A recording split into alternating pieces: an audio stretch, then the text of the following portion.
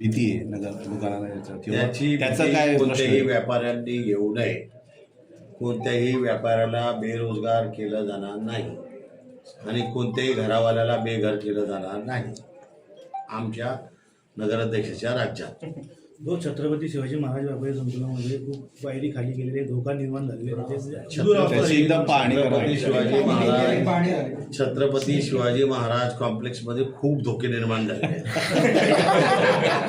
अलग लक्षात सट्ट्याचे पत्त्याचे बाकीच्या गोष्टी जे भरपूर आहे अलग लक्षात. तर इतके निर्माण झाले आहेत आणि लोक काय म्हणतात त्याला संडास बाथरूम सुद्धा खाऊन गेलेले आहेत. सर्व आता ते थोडं शातेर घेऊन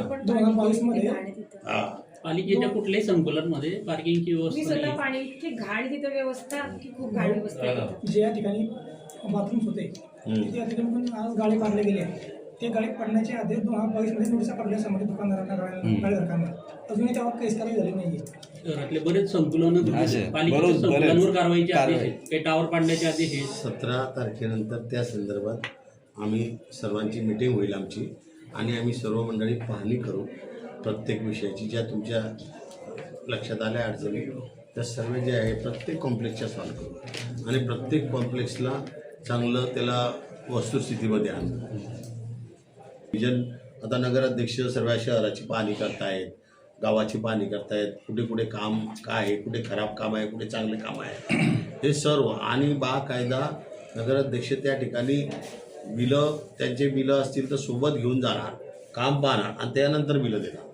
अशी प्रोसिजर आहे आमच्याकडे. असं नाही की AC कॅबिनमध्ये बसून बिलं निघतील असं विषय आमच्याकडे नाही.